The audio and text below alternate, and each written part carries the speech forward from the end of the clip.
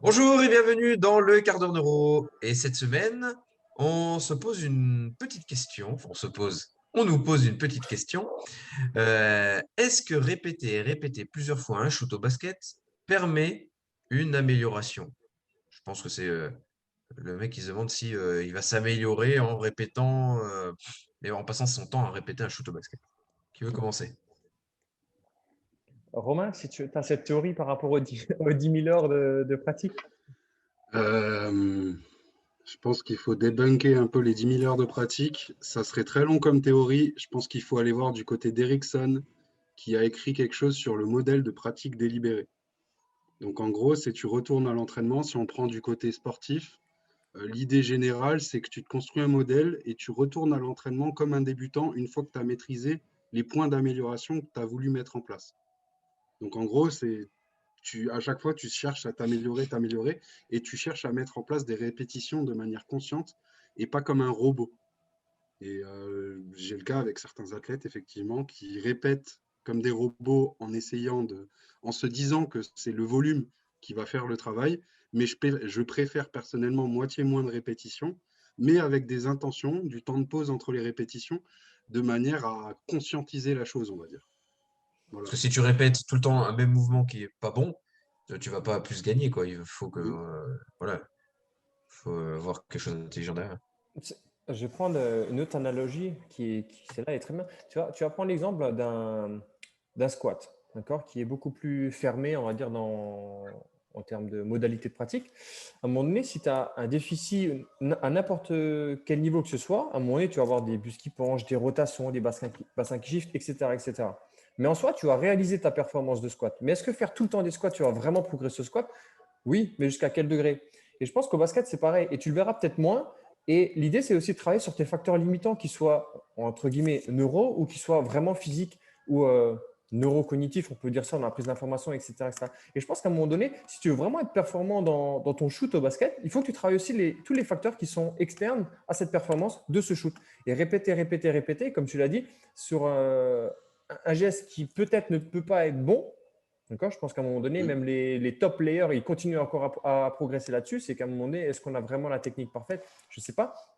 Mais après, parce qu'il y a plein d'autres facteurs. Mais je pense qu'il faut voir un petit peu décentraliser par rapport à cette pratique seule du shoot. D'autant plus que le shoot, si tu es le meilleur shooter du monde au basket tout seul, comme ça, c'est cool, mais ça ne va pas t'apporter grand-chose. À un moment donné, as quand même, c'est un sport d'interpénétration où il y a des adversaires, où tu as des conditions spatio-temporelles qui doivent être présentes aussi dans l'entraînement, quoi. Moi, Grave. je remarque que tu as un problème avec la pénétration. Mais sinon, c'est externe. Mais ouais, je suis assez d'accord avec toi. Et puis, en fait, il y a plein de choses qui rentrent en compte. Après, on sait quand même que la répétition d'un mouvement, c'est ce qui va permettre de l'amélioration intermusculaire, etc., la coordination musculaire. Donc, ouais, ça a quand même du sens si c'est bien fait, Ah mais oui, si on a oui. les bonnes informations aussi. Et de là, eh ben, Mm. il y a les bonnes informations sensorielles. Si toi, tu fais un shoot au basket, mais c'est vrai qu'en cours de situation, de match, de jeu, bah, tu te retrouves à devoir. Tu sais, je sais pas, tu es en face de ton panier de basket, tu fais un shoot. Voilà, tu as fait un shoot, il n'y a eu aucune contrainte. Mais si tu es obligé de faire un shoot en décalant sur le côté, tu sais, pendant un saut, bah, là, il y a le système vestibulaire qui rentre en compte, tu as le système proprioceptif, parce que peut-être que tu as été poussé, il y a tout ce qui est bio-informationnel là, qu'il va falloir quand même prendre en compte. Et ça se travaille aussi en amont, et c'est là où la neuro a du sens. Si par exemple, tu as du mal déjà, toi, à pouvoir cibler quelque chose, tu sais, rien qu'on fait vous savez, le douanet, là, Ouais. le test du douanet, et toi, praticien, tu sais, tu vas mettre un doigt et à chaque fois, il va venir le cibler. Si déjà la personne a déjà du mal à venir chercher la proprioception comme ça, juste devant soi, qu'est-ce que ça va être sur un shoot à longue distance? Donc, les yeux, pareil, si tu as un problème de convergence, à chaque fois que tu vas vouloir shooter, tu risques d'avoir un degré d'amplitude qui va s'agrandir au fur et à mesure de la distance si tu as un problème de convergence. Si on est sur la fixation, que tu as un problème de fixation, rien que fixer une cible, la personne va fixer une cible. Tu as un problème de fixation, c'est-à-dire il y a plusieurs cadrans de l'œil et en fonction de là où tu vas regarder, bah, ça va travailler un autre cadran différent. En fonction des cadrans, on le voit hein, sur les tests quand on fait vraiment les yeux, il y a vraiment des variations énormes.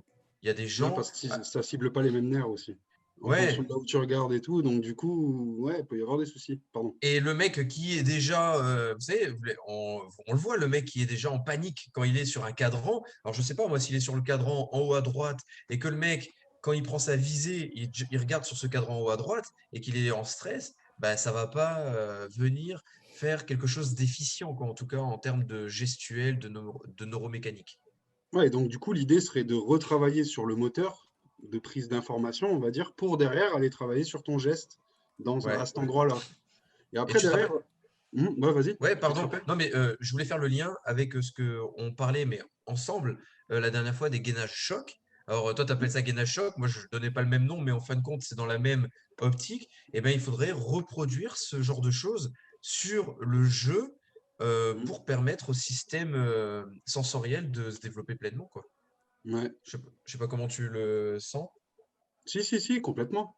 Après, derrière, bah, ça n'a rien à voir avec ce que tu viens de demander, mais quand tu viens travailler sur de la technique, tu vas prendre des vidéos, ton coach va te demander de travailler sur un point technique en particulier. Quand tu vas commencer à travailler sur ce point technique, tu vas être, comment dire, novice sur ce point technique. Derrière, tu vas travailler dessus, tu vas avoir des feedbacks rapides du coach, de la vidéo, mais travailler avec la vidéo si tu es tout seul, et progressivement, tu vas devenir compétent sur cette consigne-là. Tu vas te donner de nouveau d'autres feedbacks, etc. Et derrière, tu vas devenir un peu plus expérimenté, on va dire, sur cette consigne-là. Tu retrouves encore des feedbacks et derrière, tu te retrouves vraiment comme étant master de cette consigne-là. Et une fois que tu arrives à ce niveau-là, ben, tu augmentes la difficulté et tu changes la consigne pour redevenir novice, en fait. Et repartir sur ce cycle qu'on peut avoir en 4, en 5 étapes, mais pour repartir de ce cycle, pour améliorer vraiment les coordinations intramusculaires, comme tu parlais. Et augmenter la difficulté ne vient qu'à partir du moment où tu as maîtrisé, on va dire, la consigne et ce qu'on te demandait, et en restant toujours sur la même chose et en ne cherchant pas à passer de l'étape novice à compétent, etc., bah, tu ne progresses pas en fait. Tu fais que répéter la même chose, mais sans intention de progrès en fait. C'est une sorte de surcharge progressive, quoi. Mais, C'est ça. dans la Par là. surcharge du volume, etc., que tu vas mettre en Mais place. là, c'est du côté coordination, on va dire. Ouais.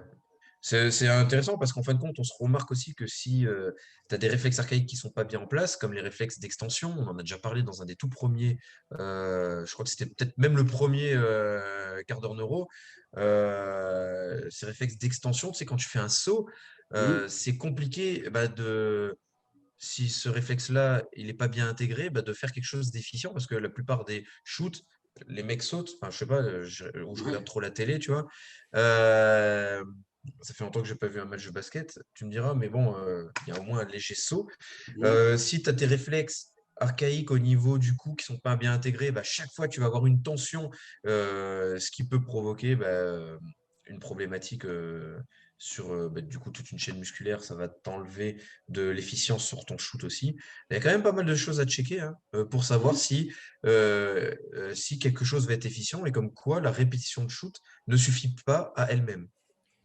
Et, aussi, là où c'est intéressant, c'est quand tu combines un petit peu l'analyse de la tâche spécifique au sport et ce qu'on met en place. Parce qu'à un moment donné, de le faire aussi, toi, je prends un moment donné, tu parlais de fixation, etc., etc. C'est bien de le faire de manière isolée, mais après, en position sportive, suite à une situation de jeu, ça devient encore plus intéressant. Et je pense que cette collaboration avec le coach peut être vraiment intéressante dans le sens où justement, là, tu vas vraiment pouvoir mettre du général au spécifique. Et cette répétition deviendra beaucoup plus efficiente en fait pour le joueur finalement. Mm. Clairement. Yes. On est Donc bien, voilà. Tintin. Hein? On est bien, Tintin. Ouais, c'est pas mal. Donc ouais, je pense que ouais, voilà, c'est sûr que la répétition de shoot, après ça dépend le niveau, tu vois, la répétition de shoot est importante. Après, ça n'enlève pas Euh, en rien le fait de répéter. Encore une fois, si tu veux être bon au ouais. shoot, il faut que tu shootes. Là-dessus, ça n'enlève rien. Mais C'est tu comme peux. l'étude sur le sprint qu'on a regardé tout à Ouais. l'heure, là que je vous ai envoyé. Et ouais, voilà, si tu sprints 300 mètres par séance, tu vas pas forcément avoir un gain, Même quoi. pas, c'était 50 mètres. Ouais, j'étais gentil hein, en disant 300 mètres. Ouais, 300, Ouais, c'est plus juste déjà. ouais, 50 mètres, ouais, bon. ouais, c'est vrai. C'est compliqué, Le quoi. volume, il est pas ouf. Ouais, ouais. Et puis tu regardes pas pareil, quoi. Tu regardes plus. Ouais, enfin bref. Mm. Ça, Mm. on va faire un autre, C'est ça. quart d'heure neuro sur le sprint. Je pense qu'il y a pas. Intéressant. On pourrait faire le prochain sur le sprint, il y a plein de choses à dire. Ah bah voilà. Si ça se trouve, ce sera la prochaine question parce qu'ils auraient écouté. C'est clair. Ok, Bon, ben, on est tout bon. ainsi Euh, soit-il. Ainsi soit-il. Et puis, merci à tous pour vos questions. Et vous retrouvez tous les lundis à 18h environ. environ. Ça environ. dépend le fuseau horaire, tu sais. C'est ça. C'est le bloqué à la douane ou pas. Et, et le mercredi, la pratique de ce Cardano. Salut! Salut!